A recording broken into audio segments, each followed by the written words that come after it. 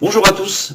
Je reviens très rapidement sur deux choses. D'une part, on va reparler rapidement du RDA SCAR. Vous savez que j'avais pas réussi à monter double coil, c'était pas le matériel, hein. C'était simplement que, à part le fait que le plateau soit très petit, par mes connaissances. Donc si je peux éviter aux gens de chercher comme moi, je vais en profiter pour vous en parler. Et également, ce qui m'a beaucoup aidé, c'était le forum, si vous connaissez pas déjà, qui s'appelle essig-facile.fr, essig-facile.fr, je mettrai le lien dans la description. Un forum excessivement sympathique où vous retrouverez toutes les rubriques sur la cigarette électronique, bien entendu, à échelle un peu plus, je vais dire, humaine que les grands forums, et avec une très bonne ambiance. Vous allez avoir également un chat écrit sur la page principale, donc c'est toujours sympathique d'avoir une interaction comme ça directe. Vous allez avoir aussi un TeamSpeak, pour ceux qui ne connaissent pas, c'est un petit logiciel qu'on télécharge qui permet de discuter en direct. Et vous allez avoir, couplé à ce TeamSpeak, vous pouvez également avoir un chat vidéo.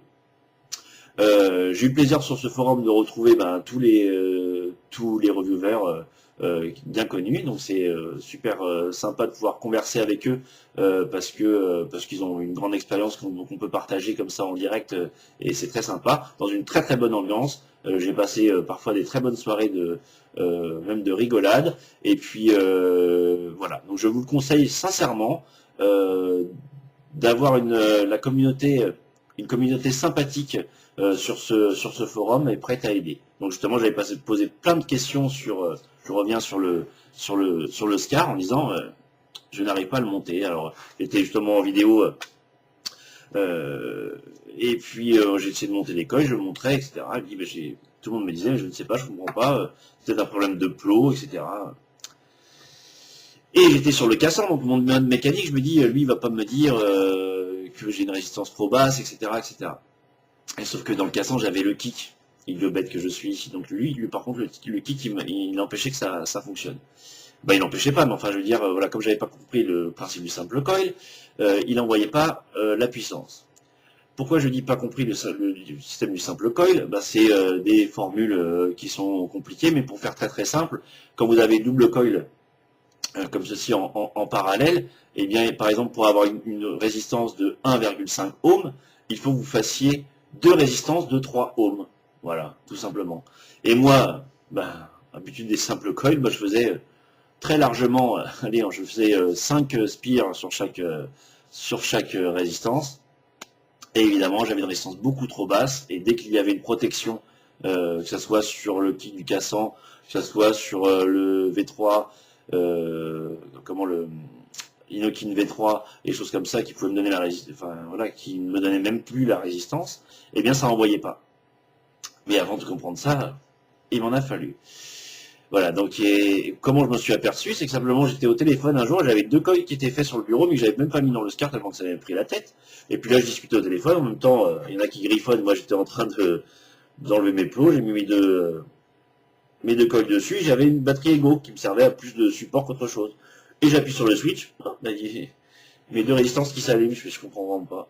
Et là, c'est là j'ai fait tilt, bien sûr, le cassant, c'est un mode mécanique, mais j'ai mis un kit dedans qui protège le matériel. Donc déjà j'ai enlevé le kick, j'ai essayé avec le cassant, évidemment ça fonctionnait également. Et puis ensuite, pour que ça fonctionne avec tout, j'ai fait des tours supplémentaires. Donc voilà, là j'ai dû faire 7 tours de chaque côté, ce qui est assez peu, vous voyez, même 7 tours c'est assez peu, puisque je dois avoir une résistance de 1,2 ohm. Et là on constate que ça fonctionne. Je sais pas si on va voir, je vais éteindre comme ça on va voir. Normalement, on voit toujours aussi bien sur ma cam. Il y avait un petit peu de liquide dessus, c'est pour ça. Voilà. Voilà. On a bien les deux coils. Vous voyez, j'en ai même un à droite à régler un peu plus parce qu'il ne s'allume pas sur la totalité. Mais ça, c'est un petit réglage très facile. Vous voyez, hop. C'est mes spires qui sont un petit peu près les unes des autres. Voilà. Donc 1,2 ohm. Ça s'allume bien. Allez, on va faire même un petit test de vape dessus. Là, pour revenir, parce que je veux pas faire, je veux pas dire une bêtise. J'en avais déjà dit une. On va mettre, qu'est-ce qu'on va mettre? On va mettre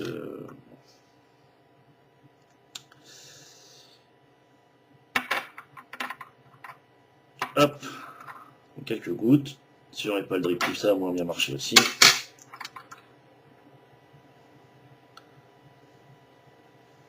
Voilà, juste pour un petit essai de là, pour revenir, quand on dit des bêtises, il faut mieux revenir sur ce qu'on a dit que de laisser les bêtises se faire. Voilà, c'est simplement par mes connaissances. Alors ça peut aider justement cette petite connaissance du double coil, peut-être que vous le savez tous, hein, je suis peut-être le dernier à le savoir.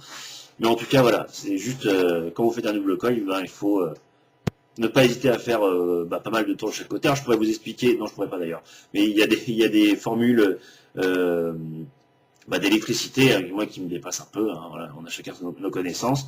Je crois qu'il y a un guide du vapoteur confirmé qui explique toutes ces données-là. C'est pour moi un peu compliqué, puis surtout je vais pas me prendre la tête à faire un calcul avant de monter un coil. Hein.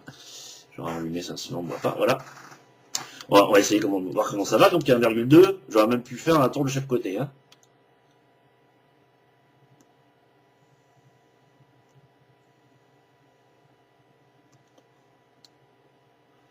Ça marche excessivement bien, j'ai un très très bon rendu de saveur.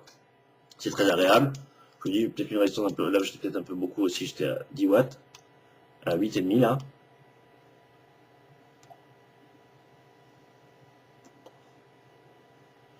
Voilà. C'est un dripper. Là, c'est très bon. J'ai un très bon rendu de saveur du liquide. Et ça fonctionne excessivement bien.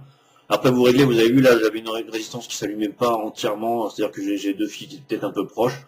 Bah, vous prenez une petite pince à épiler, vous écartez ça, je vais le régler tout à l'heure. Et ça sera parfait. Et ça fonctionne très bien. Donc, je voulais revenir. Donc, du coup, il est facile à monter. Parce que, sincèrement, vous mettez, bon, c'est un peu petit, mais après qu'on a le coup, vous voyez, j'ai monté 6-7 fois avant que ça fonctionne. Donc, maintenant, j'y arrive bien.